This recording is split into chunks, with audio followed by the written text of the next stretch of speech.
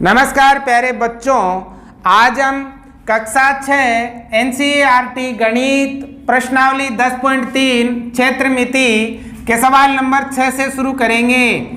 सवाल नंबर 5 तक पिछली क्लास में हमने कर लिए थे।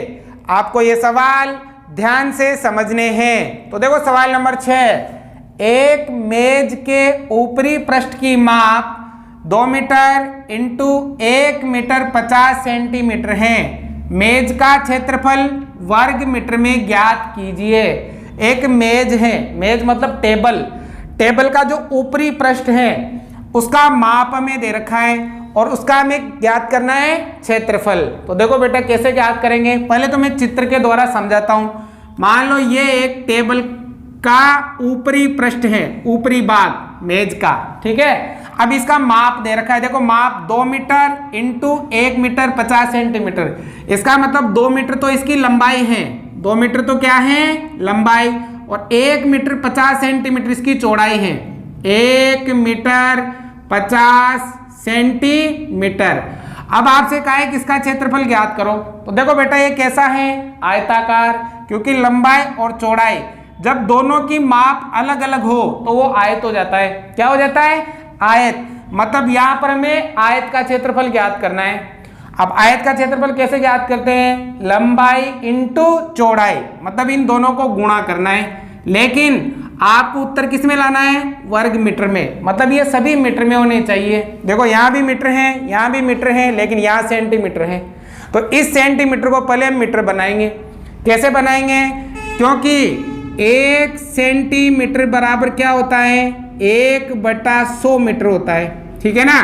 तो आपको 50 सेंटीमीटर को बदलना है ना, तो 50 में क्या करना है, हमें 100 का भाग देना है, तो ये मीटर हो जाएगा, ठीक है ना। 50 में 100 का भाग देंगे ना तो मीटर में बदल जाएगा। तो देखो 0 से 0 कट गया। अब 10 का भाग लगाना है 5 में, तो बेटा ये आ जाएगा। देखो 10 में 1 0 है तो यहाँ 1 अंक छोड़ दो और यहाँ दशमलव लगा दो और 0 हो जाएगा, और ये क्या हो जाएगा, मीटर। तो देखो 50 का मतलब होता है 0.5 मीटर। तो बेटा इसको आप कैसे लिख सकते हो, इन दोनों को जोड़ लेंगे, 1 + 0.5 मीटर। तो 1 को 0 में जोड़ेंगे तो 1.5 मीटर हो जाएगा, ठीक है ना। तो इसका मतलब क्या हो गया, 1.5 मीटर हो गया।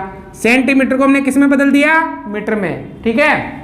जब सेंटीमीटर को मीटर में बदलना हो तो क्या करना है, आपको 100 का भाग देना है। आगे समझ में। अब हमें इसका क्षेत्रफल ज्ञात करना है। हमें क्या ज्ञात करना है, मेज का क्षेत्रफल। बताओ बेटा कैसे ज्ञात करोगे, मेज आयताकार है तो आयत का क्षेत्रफल ज्ञात करने का सूत्र क्या होता है, लंबाई इंटू चौड़ाई। बताओ बेटा लंबाई कितनी, 2 मीटर इंटू चौड़ाई कितनी, 1.5 मीटर। अब दोनों को गुणा करेंगे। देखो 2 को 2 पंजो 10, हासिल का 1, 2 एकम 2, 2 1 3। अब देखो दशमलव लगाना है तो पीछे से 1 अंक छोड़ के दशमलव, ये 1 अंक छोड़ के दशमलव, और क्या हो जाएगा, मीटर को मीटर से गुणा करोगे तो मीटर स्क्वायर। अब देखो दशमलव के बाद 0 का कोई मतलब नहीं है तो आप इसे 3 मीटर स्क्वायर भी लिख सकते हो, क्योंकि क्षेत्रफल हमेशा किस में आता है, स्क्वायर में आता है। आ गया समझ में। तो इस प्रकार से इसका हम क्या निकालेंगे, क्षेत्रफल निकालेंगे। पहले सेंटीमीटर को मीटर में बदल लेंगे, ठीक है, फिर दोनों को गुणा कर देंगे तो इसका क्षेत्रफल आ जाएगा। आ गया समझ में। देखो सवाल नंबर 7, एक कमरे की लंबाई 4 मीटर तथा चौड़ाई 3 मीटर 50 सेंटीमीटर है। कमरे के फर्श को ढकने के लिए कितने वर्ग मीटर गलीचे की आवश्यकता होगी। देखो एक कमरा है, मान लो बेटा ये एक कमरा है, ठीक है, ये एक कमरा, ठीक है बेटा। अब इस कमरे की जो लंबाई है, ये लंबाई वो 4 मीटर है, ठीक है, और कमरे की चौड़ाई ये 3 मीटर 50 सेंटीमीटर है, ठीक है। अब इस कमरे के फर्श को, ये कमरे का फर्श हो गया अंदर वाला पूरा, ढकने के लिए कितने वर्ग मीटर गलीचे की आवश्यकता होगी। मतलब इसको हमें ढकना है, मतलब यहाँ गलीचा बिछाना है। गलीचा मतलब दरी समझ लो आप, ठीक है ना। दरी बिछानी है इस पूरे क्षेत्रफल में, तो आपको बताना है कि कितनी कितने गलीचे की आवश्यकता होगी? तो इसके लिए भी क्या करोगे बेटा, इस कमरे का क्षेत्रफल ज्ञात करोगे। क्या ज्ञात करोगे? कमरे का क्षेत्रफल। क्षेत्रफल आते ही आपको पता चल जाएगा कि कितने वर्ग मीटर गलीचे की आवश्यकता होगी, ठीक है ना। अब इसको ज्ञात करने के लिए देखो हमें उत्तर किस में लाना है, वर्ग मीटर में। तो इधर सभी किस में होने चाहिए, मीटर में होने चाहिए ना। ये भी मीटर है, ये भी मीटर है, ये क्या है, सेंटीमीटर। सेंटीमीटर को मीटर में बदलेंगे जैसा यहाँ किया था। सेम यही क्वेश्चन है आपके, सेम यही करना है आपको, ठीक है ना। तो देखो मीटर को बदलो, आपको पता है 1 सेंटीमीटर में कितना मीटर होता है, 1/100 मीटर, ठीक है। अब सेंटीमीटर को मीटर में बदलना है तो 100 का भाग लग जाएगा। तो हम क्या करेंगे, 50 में भाग लगा देंगे 100 का। तो देखो 0 से 0 कट गया। अब 10 का भाग लगाओ बेटा, 10 में 1 0 है तो 1 अंक छोड़ के दशमलव और आगे 0 लगा देंगे और ये क्या आ जाएगा, मीटर आ जाएगा, ठीक है। अब 3 मीटर में जोड़ लेंगे ये, तो देखो कितना हो गया, 3 मीटर और प्लस कितना 0.5 मीटर। तो देखो 3 में 0 जोड़ेंगे तो 3.5 मीटर। इसका मतलब क्या हो गया बेटा, इसका मतलब हो गया कितना, 3.5 मीटर। अब बदल दिया ना मीटर में। अब इसका क्षेत्रफल ज्ञात कर लेंगे। तो देखो यहाँ पर क्या लिखेंगे, कमरे के फर्श को ढकने के लिए आवश्यक गलीचा। कमरे के फर्श को ढकने के लिए आवश्यक गलीचा, ठीक है ना। गलीचा कितना गलीचा चाहिए वो हम यहाँ ज्ञात करेंगे। कैसे, पूरे इसको ढकना है तो यह हो जाएगा लंबाई इंटू चौड़ाई। बताओ बेटा लंबाई कितनी, 4 मीटर, चौड़ाई कितनी, 3.5 मीटर।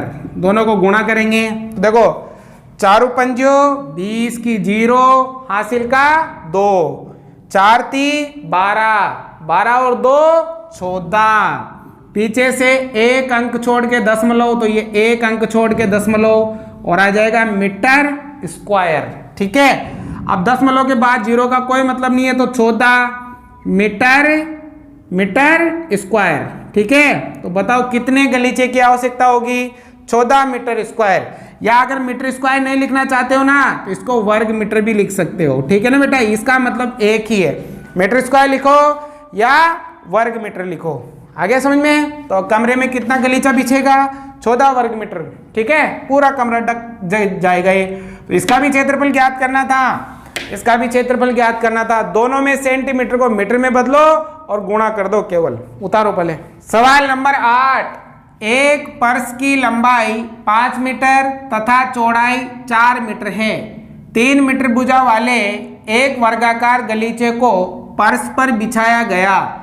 उस भाग का क्षेत्रफल ज्ञात कीजिए जिस पर गलीचा नहीं बिछा है। तो देखो एक चित्र से इसको समझेंगे। पर्स है कमरे का, ठीक है। ये कमरे का फर्श है, ठीक है ना बेटा। इस पर्स की जो लंबाई है, ये लंबाई वो 5 मीटर है, चौड़ाई ये वाली 4 मीटर है, ठीक है। अब इस पर्स पर 3 मीटर भुजा वाला एक वर्गाकार गलीचा बिछाया गया। इस पर्स पर मान लो यहां पर ये एक गलीचा बिछा दिया, ठीक है, ठीक है बेटा। ये गलीचा, अभी इस गलीचे की भुजा कितनी है, 3 मीटर, ये वाली 3 मीटर, ये भी 3 मीटर, ये भी 3 मीटर और ये भी 3 मीटर, क्योंकि वर्गाकार है और वर्ग की सभी भुजाएं क्या होती है, बराबर होती है। उस भाग का क्षेत्रफल ज्ञात कीजिए जिस पर गलीचा नहीं बिछा। अब गलीचा तो केवल यहाँ बिछा ना, यहाँ पर गलीचा नहीं बिछा, तो ये वाला क्षेत्रफल आपको ज्ञात करना है। तो देखो कैसे ज्ञात करेंगे। देखो ध्यान दो बेटा, जो आपका पर्स है, पर्स वो तो कैसा है, आयताकार, क्योंकि लंबाई और चौड़ाई, ठीक है, अलग अलग है दोनों, तो आयताकार है। और जो गलीचा इसमें बिछाया वो कैसा है, वर्गाकार है, इसकी सभी भुजाएं बराबर हैं, ठीक है। अब हमें ये वाला क्षेत्रफल निकालना है जिस पर ये गलीचा नहीं बिछा है। तो कैसे निकालेंगे, पहले तो हम ये पूरा क्षेत्रफल ज्ञात करेंगे, बड़ा आयत का पर्स का क्षेत्रफल, ठीक है। फिर ज्ञात करेंगे हम गलीचे का क्षेत्रफल और पर्स के क्षेत्रफल में से गलीचे का क्षेत्रफल माइनस कर देंगे, घटा देंगे, तो आपका ये वाला क्षेत्रफल निकल जाएगा। कैसे, देखो ध्यान देना, इधर मैं डायरेक्ट ही कर रहा हूं। उस बाग का क्षेत्रफल, ठीक है, उस बाग का क्षेत्रफल जिस पर गलीचा नहीं बिछा है। हमें ये ज्ञात करना है, उस बाग का क्षेत्रफल जिस पर गलीचा नहीं बिछा है। कैसे ज्ञात करेंगे? पहले तो ज्ञात करेंगे पर्स का क्षेत्रफल। क्या ज्ञात करेंगे बेटा? पर्स का क्षेत्रफल, ठीक है, और इसमें से माइनस कर देंगे। क्या माइनस कर देंगे? गलीचे का क्षेत्रफल, गलीचे का क्षेत्रफल, ठीक है। अब देखो पर्स का क्षेत्रफल, पर्स कैसा है बेटा? आयताकार। तो बताओ आयत का क्षेत्रफल ज्ञात करने का सूत्र क्या होता है? लंबाई इंटू चौड़ाई माइनस। गलीचा कैसा है बेटा? वर्गाकार। वर्ग का क्षेत्रफल ज्ञात करने का सूत्र क्या होता है? भुजा इंटू भुजा, ठीक है ना। अच्छी तरह से सूत्र याद होने चाहिए आपको। बताओ पर्स की लंबाई कितनी बेटा? 5 मीटर। चौड़ाई कितनी बेटा? 4 मीटर माइनस। अब गलीच वर्गाकार जो गलीचा है इसकी भुजा कितनी? 3 मीटर। फिर भुजा कितनी? 3 मीटर, ठीक है। अब देखो 4 पंजियों 20, 3 तिया 9, 20 में से 9 घटाओ, 20 में से 9 घटाओ भाई, ये आ गया 11 मीटर है, तो मीटर, और क्षेत्रफल है तो किस में आएगा? स्क्वायर में आएगा। तो बताओ उस जगह का क्षेत्रफल जिस पर गलीचा नहीं बिछा है कितनी है? 11 मीटर स्क्वायर है। आ गया समझ में? तो पहले तो आप आयत का क्षेत्रफल ज्ञात कर लो, फिर वर्ग का क्षेत्रफल ज्ञात कर लो। आयत के क्षेत्रफल में से वर्ग का क्षेत्रफल माइनस कर दो तो आपको इस जगह का क्षेत्रफल आ जाएगा। है बहुत है आसान, थोड़ा ध्यान लगाना, समझना अच्छी तरीके से। देखो सवाल नंबर 9, 5 मीटर लंबाई तथा 4 मीटर चौड़ाई वाले एक आयताकार भूखंड पर 1 मीटर भुजा वाली 5 क्यारियां बनाई जाती हैं। भूखंड के शेष भाग का क्षेत्रफल ज्ञात कीजिए। यह भी सेम इसी तरह का है। एक आयताकार भूखंड है, मान लो ये एक आयताकार भूखंड है, ठीक है बेटा, ये वाला आयताकार भूखंड है। इसकी लंबाई, ये लंबाई तो है 5 मीटर और चौड़ाई, ये चौड़ाई है 4 मीटर, ठीक है। अब क्या किया गया? 1 मीटर भुजा वाली 5 क्यारियां बनाई जाती है। इसके अंदर कितनी क्यारियां बनाई जा रही है? 5 क्यारियां, ठीक है। जैसे एक क्यारी ये, फिर दूसरी क्यारी, फिर तीसरी क्यारी, फिर चौथी क्यारी और फिर 5वीं क्यारी। और इन क्यारी की जो भुजा है ना वो 1 मीटर है, ठीक है। 1 मीटर है मतलब ये वर्गाकार है। ये कैसी है बेटा? वर्गाकार। एक ये वाली और ये वाली। भूखंड के शेष भाग का क्षेत्रफल ज्ञात करो। अब भूखंड में ये वाला, इन क्यारियों को छोड़कर ये जो क्षेत्रफल बचा ना, ये वाला, ये ज्ञात करना है। तो बताओ कैसे ज्ञात करोगे? बहुत ही आसान है। पूरा क्षेत्रफल ज्ञात करेंगे भूखंड का, ठीक है, ज्ञात कर लेंगे, फिर उसमें से इन क्यारियों का क्षेत्रफल माइनस कर देंगे, जैसा यहां पर किया था। सेम ऐसा कैसा है बनाना है। कैसे? देखो ध्यान देना, हमें क्या ज्ञात करना है? भूखंड के शेष भाग का क्षेत्रफल। हमें ये देखो भूखंड के शेष भाग का क्षेत्रफल ज्ञात करना है, ठीक है ना बेटा। अब बताओ कैसे ज्ञात करेंगे? पहले तो पूरा क्षेत्रफल लेंगे। क्या लिखेंगे? पहले तो लिखेंगे आयताकार भूखंड, आयताकार भूखंड का क्षेत्रफल। अब इसमें से घटा देंगे, माइनस कर देंगे। क्या माइनस कर देंगे? 5 क्यारियों का क्षेत्रफल, 5 क्यारियों का क्षेत्रफल, ठीक है ना। 5 क्यारियों का क्षेत्रफल घटा दोगे तो बताओ बेटा आयत का क्षेत्रफल ज्ञात करने का सूत्र क्या होता है? आयत का क्षेत्रफल का लंबाई इंटू चौड़ाई माइनस 5 तो है ही सही, अब इंटू। बताओ बेटा क्यारियां 1 मीटर भुजा वाली है ना, इसका मतलब वर्गाकार है। कैसी है? वर्गाकार। तो वर्ग का क्षेत्रफल ज्ञात करने का सूत्र क्या होता है? भुजा इंटू भुजा, ठीक है। 5 तो इस वजह से है क्योंकि क्यारियां की संख्या कितनी है? 5 है। अब देखो लंबाई कितनी बताओ? लंबाई आयताकार भूखंड की 5 मीटर, चौड़ाई कितनी? 4 मीटर माइनस 5 इंटू भुजा कितनी बेटा 1 मीटर, तो 1 फिर भुजा कितनी 1 मीटर, तो 1, तो देखो 5 चौका 20 माइनस 5 एकम 5, ठीक है। अब बताओ 20 में से 5 गया तो 15 मीटर, और क्षेत्रफल है ना इसलिए स्क्वायर आ जाएगा। तो बताओ भूखंड के शेष भाग का क्षेत्रफल क्या हो गया 15 मीटर स्क्वायर हो जाएगा, ठीक है। तो इस प्रकार से आपको ये सवाल करने हैं।